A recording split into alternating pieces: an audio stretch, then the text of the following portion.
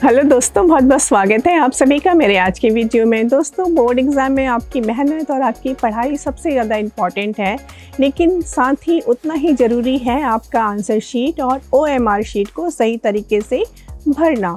अक्सर छोटी सी लापरवाही आपके पूरे पेपर को इफ़ेक्ट कर सकती है। तो इसलिए आइए आज जानते हैं कि OMR शीट और आंसर बुक के फ्रंट पेज को भरते समय आपको किन बातों का विशेष ध्यान रखना है। सबसे पहले तो आपको सही पेन का इस्तेमाल करना है। केवल ब्लू या फिर ब्लैक बॉल पॉइंट पेन का यूज़ करिए। जेल पेन या फिर फाउंटेन पेन का यूज़ आपको नहीं करना है। और दूसरी बात, इंस्ट्रक्शन को बहुत ध्यान से पढ़ना है। एग्ज़ाम शुरू होने से पहले एग्जामिनेशन हॉल में दिए गए सभी इंस्ट्रक्शन को बहुत ध्यान से पढ़िए और उनको समझिए।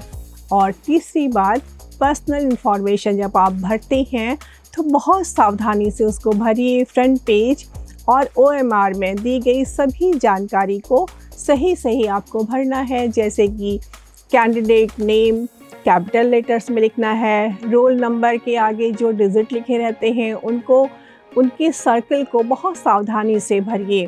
रजिस्ट्रेशन नंबर से रिलेटेड जो सर्कल है उसको भी बहुत सावधानी से आपको भरना है। आपका सब्जेक्ट का नाम, सब्जेक्ट का कोड, सेंटर का नाम, डेट ऑफ एग्जामिनेशन, इन सबको आपने बहुत ध्यान से भरना है। साथ ही मीडियम ऑफ आंसरिंग भी आप ध्यान से भरिए। Paper code number, set number, ये भी आपको पेपर का बहुत ध्यान से भरना है। साथ ही आपने कितनी सप्लीमेंट्री आंसर शीट ली है, अगर कोई ली है तो बहुत ध्यान देकर उनका नंबर भी आपको उसमें नोट करना होगा।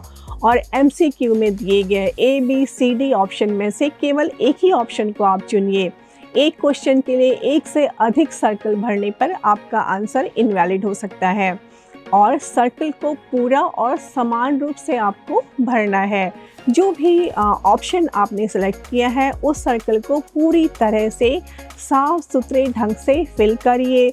आपको टिक या क्रॉस बिल्कुल नहीं लगाना है। साथ ही शीट धीरे धीरे और सावधानी से भरें, बिल्कुल भी हड़बड़ाहट ना करें।